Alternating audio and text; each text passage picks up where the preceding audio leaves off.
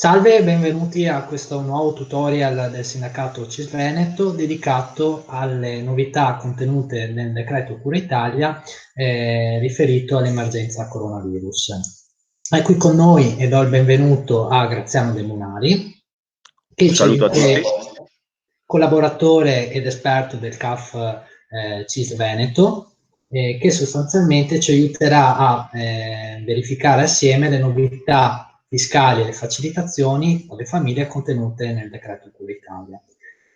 Partiamo dal 730, Graziano. Quali sono le novità? Beh, innanzitutto è stato deliberato lo spostamento del termine ultimo di presentazione del 730. In pratica non c'è più il termine del 23 luglio, ma si va al 30 settembre.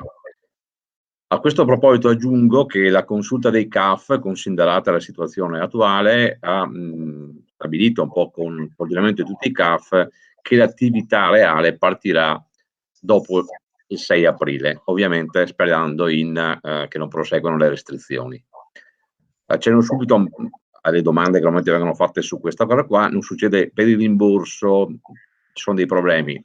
No, nel senso che il sostituto d'imposta dovrà liquidare nel primo mese utile successivo al mese in cui riceve praticamente dall'Agenzia delle Entrate l'esito del 730, quindi in base a quando uno si rivolgerà al CAF riceverà di conseguenza il rimborso.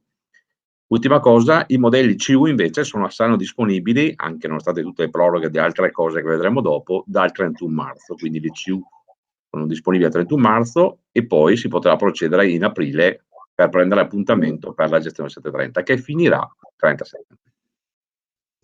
Ecco, ci sono anche vari aiuti e indennità per i lavoratori previsti dal decreto Cura Italia. Ecco, queste somme qua però, no? Tutti si domandano, sono nette, lorde, come funziona?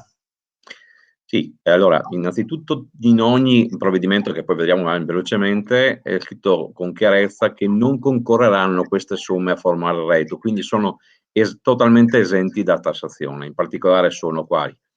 I 600 euro che verranno erogati nel mese di marzo alle partite IVA e COCOCO, ai lavoratori stagionali ad impianti termali, agli operatori agricoli con almeno 50 giorni effettivi nel 2019, oppure ai lavoratori iscritti al fondo dello spettacolo con almeno 30 contributi giornalieri. Non concorre nemmeno a formare il reddito il premio per lavoratori dipendenti con reddito entro i 40.000 euro, che è di 100 euro, previsto per il mese di marzo, però attenzione, rapportato ai giorni di lavoro svolti presso la propria sede, quindi riguarda i lavoratori che hanno continuato a lavorare e quindi c'è tra virgolette, un premio di 100 euro, anche questo esentasse. Ok, e in questa fase in cui tutti dobbiamo restare a casa e reinvitiamo tutti a stare a casa, cosa è previsto di facilitazione appunto per coloro che non possono recarsi a sistemare i vari adempimenti e le varie scadenze che ci sono a livello fiscale e contributivo e previdenziale?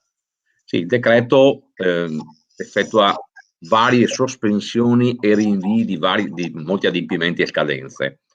Provo ad andare per ordine. Uno che riguarda le famiglie che hanno contratti praticamente di collaboratori domestici, badanti, eccetera.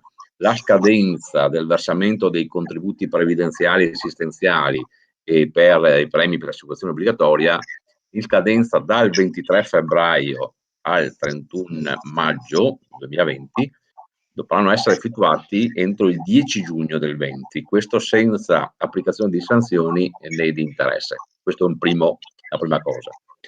Poi invece riguarda la sospensione delle attività degli enti impositori. In pratica l'Agenzia delle Entrate, l'INPS, i comuni non potranno operare, cioè non effettueranno alcuna attività di liquidazione, controllo, accertamento, riscossione e contenzioso nel periodo che va dall'8 marzo al 31 maggio 20. Quindi praticamente, faccio un esempio, c'è chi in queste settimane ha ricevuto una comunicazione dell'agenzia che gli dice che ha omesso di dichiarare alcuni redditi.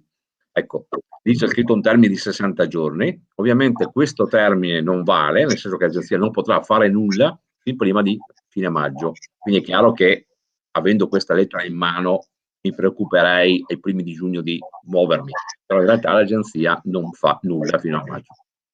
Altro blocco invece riguarda la sospensione dei termini di pagamento di questioni già emesse. Praticamente chi ha ricevuto cartelle esattoriali dall'8 marzo e li riceverà fino al 31 maggio sono sospesi tutti i pagamenti, quindi non verranno emessi, ma chi li ha ricevuti, cartelle di pagamento, accertamenti, addebiti vari degli enti previdenziali o altre questioni tipo atti emessi dagli enti locali per i mutasi, eccetera, tutto questo viene sospeso, ma si dovrà versare, attenzione, in unica soluzione entro il 30 giugno. Quindi tutto ciò che è arrivato può non essere pagato, ma si dovrà pagare entro il 30 giugno. Ultima cosa riguarda, ma insomma, riguarda coloro che non avevano pagato negli anni scorsi varie cartelle, hanno potuto sanare con vari provvedimenti, tutto ciò che scadeva il 28 febbraio era attuazione e il 31 marzo, saldo e stralcio, sono norme un po' particolari, sono inviate tutte praticamente al 31 maggio. Ecco, quindi cadenze rinviate, sostanzialmente a maggio, badanti invece contributi al 10 giugno e sospensione delle attività delle agenzie delle entrate. Perfetto, chiarissimo. Ci puoi anche aiutare a fare una panoramica rispetto al tema mutui, no? Di cosa possono fare effettivamente le famiglie che sono in difficoltà rispetto al pagamento delle rate? Quali sono le agevolazioni? Allora, in realtà il decreto fa un'operazione di ampliamento della platea dei soggetti che possono effettuare questa praticamente richiesta alla banca di sospensione del pagamento. In pratica, un soggetto che ha un mutuo per l'acquisto della prima casa e ha avuto, questo valeva prima, vale anche adesso ovviamente, una riduzione dell'orario di lavoro, una sospensione dal lavoro o difficoltà del fatturato mensile della propria ditta individuale ai effetti dei blocchi del coronavirus, può chiedere la sospensione delle rate direttamente alla propria banca. Ecco, il decreto allarga anche ai lavoratori autonomi e ai professionisti per queste condizioni. Viene eliminato anche l'obbligo di presentare l'ISEE, quindi non è più legato alla situazione individuale collegata all'ISEE.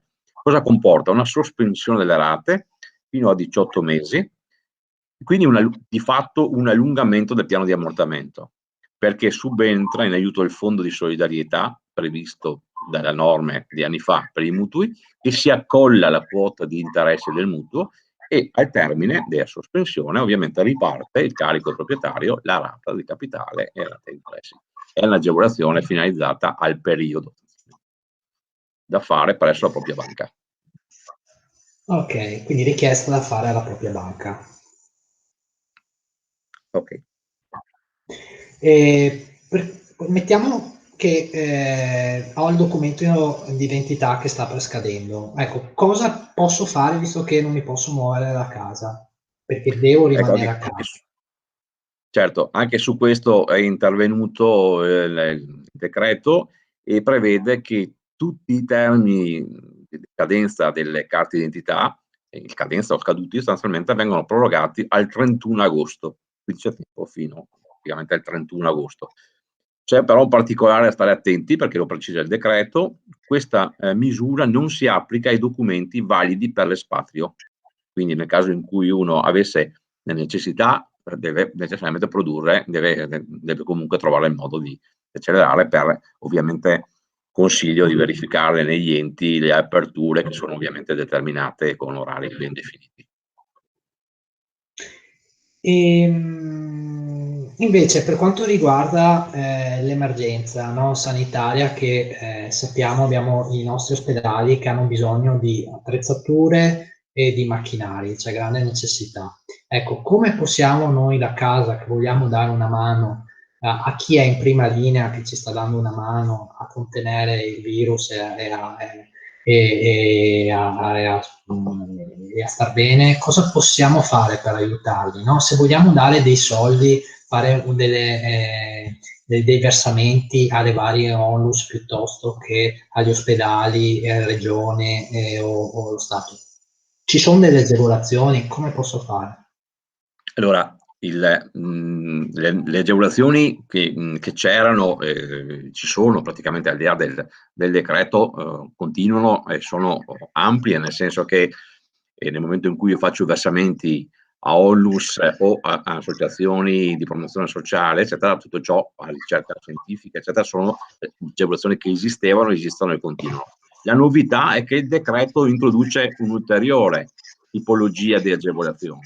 Riguarda erogazioni in denaro e attenzione anche in natura, quindi le donazioni che possono essere effettuate. Io affronto solo il problema delle persone fisiche, ma ovviamente vale anche per le imprese. A chi? Allo Stato, alle regioni, agli enti locali, a enti e istituzioni pubbliche, ma anche fondazioni, in cui finalizzate a finanziare gli interventi in materia di contenimento e gestione dell'emergenza. Ecco, cosa succede? Queste somme, ripeto, in denaro o anche in beni, aspettano la detrazione dell'imposta lorda ai fini appunto dell'IRPEF pari al 30% del versamento effettuato, fino a un importo massimo agevolabile di 30.000 euro. Quindi chiunque effettua versamenti o ha fatto versamenti anche in questa raccolta di queste settimane, nel prossimo anno nella dichiarazione dei redditi potrà usufruire del beneficio del 30% di detrazione.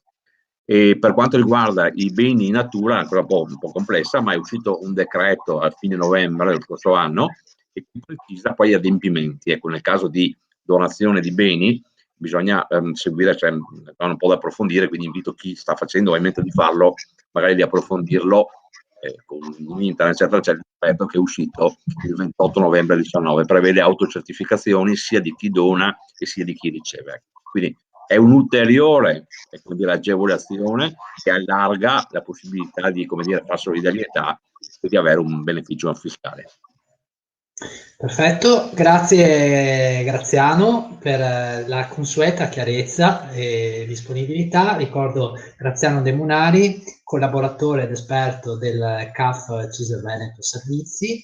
E per tutti coloro che hanno necessità di approfondimenti o di porre dei quesiti specifici, c'è la possibilità di inviare il quesito alla nostra mail coronavirus@cisveneto.org e troverà una risposta, o in alternativa rivolgersi ai nostri CAF che sono presenti in tutto il territorio regionale. Grazie ancora Graziano. Grazie a te e saluto a tutti. Grazie, alla prossima.